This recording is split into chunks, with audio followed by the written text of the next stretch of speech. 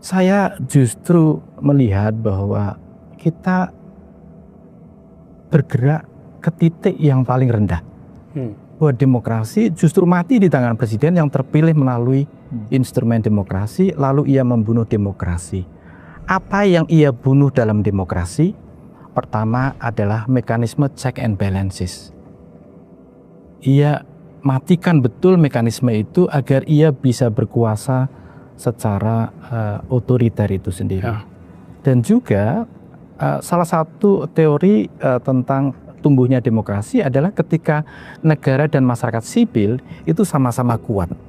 Yang terjadi justru adalah presiden otoriter populis ini melakukan hegemoni terhadap kelompok masyarakat sipil, terutama ormas-ormas Islam, untuk berada dalam kuasa tiran itu sendiri. Dan itu yang terjadi, bagaimana masyarakat sipil itu dikuasai melalui politik hegemoni, melalui politik tambang, melalui politik kekuasaan, melalui politik uang, dan mereka tunduk semua pada aspek-aspek itu. Sehingga tidak ada kebanggaan pada kita, pada mereka yang mestinya fondasinya adalah al-amru bil ma'ruf wa nahyi 'anil munkar. Tetapi ketika kemungkaran merajalela dalam bentuk praktek korupsi, kolusi, nepotisme, dan penyalahgunaan kekuasaan, mereka berdiam seribu bahasa. Dan mereka mungkin hanya berdoa, dan itu tanda selemah-lemah iman mereka.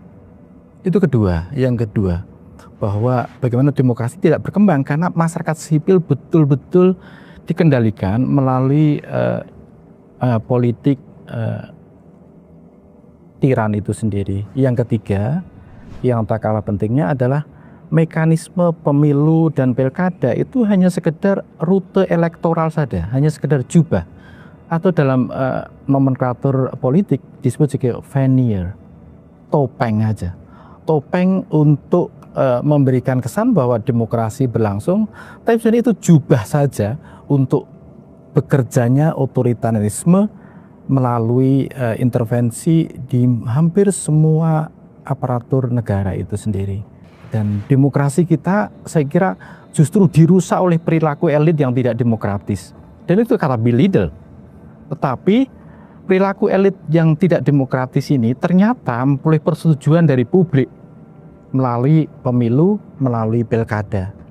Nah, pemilu dan pilkada buat saya itu adalah bagian mekanisme elektoral saja untuk memperkuat berlangsungnya otoritarisme dengan seolah-olah menggunakan instrumen demokrasi. Tapi sebenarnya itu sudah dibunuh. Kita tidak memperoleh kompetisi yang adil dan setara karena sikap saling menoleransi tidak tumbuh dengan baik. Kita juga tidak punya apa yang disebut sebagai kesabaran institusional di kalangan pemimpin kita, karena mereka melakukan politik cawe-cawe hampir di semua institusi negara, lembaga negara, sehingga kontestan seperti Mas Anies tidak bisa berkompetisi secara fair, secara adil, secara setara untuk memajukan republik ini. Nah, itu sebenarnya yang terjadi. Jadi saya tidak melihat perkembangan demokrasi, justru yang menjadi satu tren baru itu otoritarisme dengan jubah demokrasi. Jadi demokrasi hanya sebagai jubah, sebagai topeng, tapi sebenarnya yang berkembang, yang berlangsung ini adalah otoritarisme, atau lebih tepat sebagai populisme otoritarian itu sendiri.